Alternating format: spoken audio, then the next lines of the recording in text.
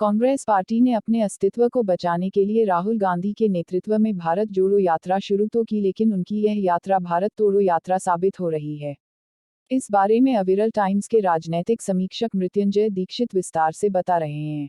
कांग्रेस नेता राहुल गांधी की पुनर्स्थापना की महत्वाकांक्षी योजना भारत जोड़ो यात्रा ने अब 100 दिन से अधिक दिन पूरे कर लिए हैं, लेकिन यात्रा के दौरान हुई गतिविधियों और राहुल गांधी के बयानों ने इसे भारत तोड़ो यात्रा बना दिया है।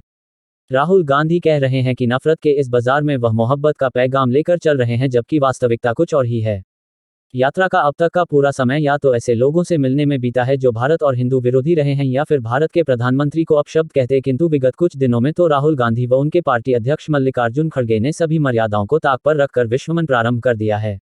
चीनियों ने अरुणाचल के तवांग में शरारत करने की हिमाकत की, जिनको हमारे वीर जांबाज जवानों ने महज लाठी डंडों से ही सबक सिखाया और दुम दबाकर भागने को मजबूर कर दिया, लेकिन दुर्भाग्यवश भारत का विपक्ष इन सैनिकों का मनोबल बढ़ाने के स्थान पर मोदी सरकार विशेषकर प्रधानमंत्री नरेंद्र मोदी को घेरने के लिए उनका अपमान कर रहा है।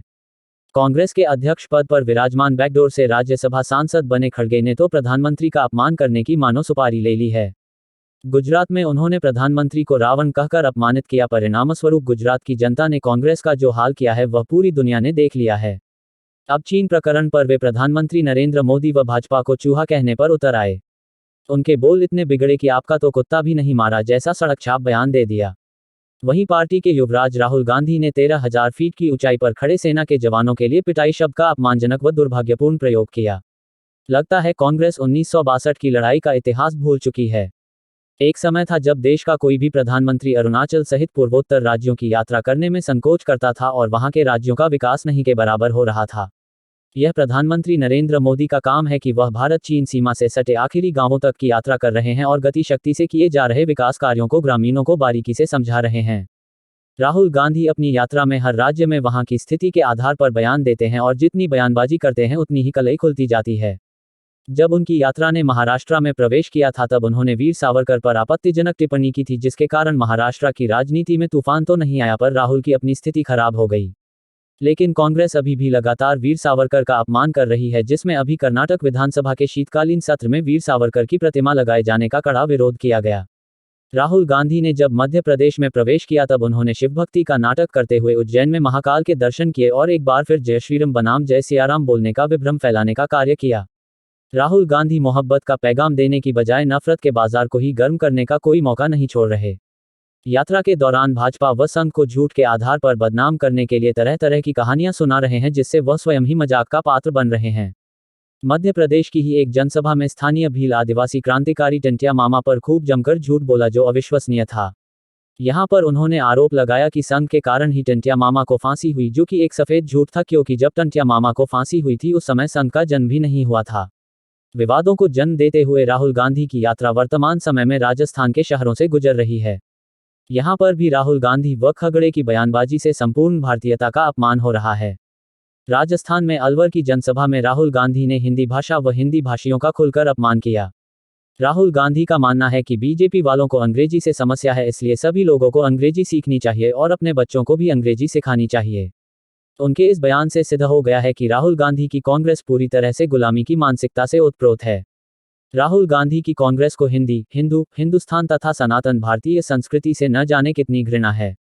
राहुल गांधी ने हिंदी व अंग्रेजी भाषा पर ज्ञान देते हुए कहा है कि अमेरिका इंग्लैंड वालों से बात करते समय हिंदी वालों को काफी दिक्कत होती। इससे सिद्ध होता है कि आज देश में हिंदी भाषा का जो पतन हुआ है उसके पीछे मैकॉले की नीतियों से ग्रसित यह कांग्रेस और उसके पीछे छुपने वाले दक्षिण भारत के तमाम क्षेत्रीय दल ही हैं।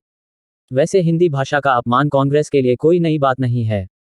कांग्रेस सांसद शशि थरूर, पी चिदंबरम तथा दक्षिण भारत के सभी राज्यों के कांग्रेसी नेता समय समय पर हिंदी को अपमानित करते रहे हैं। शशि थरूर ने तो एक बार कहा था कि हिंदी को संयुक्त राष्ट्र की मान्यता नहीं मिलनी चाहिए, क्योंकि जब कोई दक्षिण का नेता पीएम बनेगा तो उसे समस्या होगी। पी चिदंबरम भी हिंदी विरोध में लेख लिखते रहते हैं और यह लोग यहां तक कह जाते हैं कि अगर हिंदी को जबरदस्ती थोपा गया तो दक्षिण के राज्य अलग हो जाने की मांग करने लग जाएंगे। जबकि वास्तविकता यह है कि हिंदी भाषा के कारण ही आज संपूर्ण देश एकजुट है। कांग्रेस विगत 74 वर्षों तक हिंदी से नफरत करती रही। आजादी के बाद अभी तक कांग्रेस के किसी भी मंत्री ने संसद में रेल व आम बजट हिंदी में नहीं प्रस्तुत किया।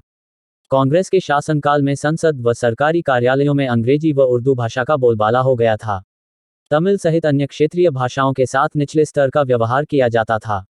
स्वर्गीय मोरारजी देसाई व स्वर्गीय अटल बिहारी वाजपेयी के अथक प्रयासों से आज देश में हिंदी का विकास हो रहा है तथा हिंदी भाषा का अस्तित्व बचा हुआ है। प्रधानमंत्री नरेंद्र मोदी के कार्यकाल व राज्यों में भाजपा सरकारों के आने के बाद हिंदी का विकास हुआ है। नई शिक्षा नीति में हिंदी व समस्त क्षेत्रीय भाषाओं के विकास का मार्ग प्रशस्त हुआ है। राहुल गांधी का मानना है कि अंग्रेजी न आने कारण अमेरिका व इंग्लैंड के लोगों से बात करने में समस्या होती है, जबकि आज इंग्लैंड में हिंदी व संस्कृत को जानने वाला भारतीय मूल का एक नागरिक ऋषि सुनक प्रधानमंत्री है और अमेरिका की उपराष्ट्रपति कमला हैरिस भी अच्छी हिंदी जानती हैं। आज पूरे विश्व में हिंदी का डंका बज रहा है। विश्व का कोई भी देश ऐसा नहीं बचा है जहां पर हिंदी को जानने वाले, पढ़ने वाले तथा हिंदी को समझने वाले न हों। अभी तक दक्षिण भारत में भारतीय जनता पार्टी को हिंदी के कारण अछूत माना जाता था, लेकिन अब वहां पर भी हिंदी के प्रति जनमानस में जागरूकता आ रही है। दक्षिण के सभी राज्यों में हिंदी के समाचार पत्र निकल रहे हैं। काशी के तमिल संगमम के बाद अब वहां पर भाषाई विभेद और दूर होगा। दक्षिण में अब परिस्थितियां तेजी से बदल रही हैं। दक्षिण के जो राजनीतिक दल भाजपा के खिलाफ माहौल बनाने के लिए हिंदी डाउन डाउन का नारा देते थे, अब उसकी अहमियत नहीं रह गई है। आने वाले समय में दक्षिण में भाजपा व हिंदी का बढ़ता प्रभाव वहां के परिवारवादी गुलामी की मानसिकता के पोषक राजनीतिक दलों के अस्तित्व के लिए एक बड़ा संकट बन रहा है। इसी चिंता से कांग्रेसी बौखला गए हैं। खड़गे का बयान, देश के लिए हमारे नेताओं ने कुर्बानी दी है, लेकिन आपके घर में देश के लिए कोई कुत्ता भी मरा क्या? यह एक बहुत ही असभ्य बयान है जिसकी जितनी भी निंदा की जाए कम है। ऐसा कहकर कांग्रेस ने देश को स्वाधीनता दिलाने वाले सभी महान क्रांतिकारियों व देशभक्तों का अपमान किया जिन्होंने अपने प्राणों की बाजी लगा दी थी। कांग्रेस स्वतंत्रता सेनानियों का अपमान कर रही है, देश की सीमाओं पर खड़े प्रहरियों को गाली दे रही है, हिंदुओं की सांस्कृतिक विरासत को अपमानित कर रही है, प्रधानमंत्री को अपशब्द कह रही है और उनके नेता राहुल गांधी कहते हैं कि वो मोहब्बत बांटने निकले हैं। इससे बड़ी विडंबना और क्या होगी।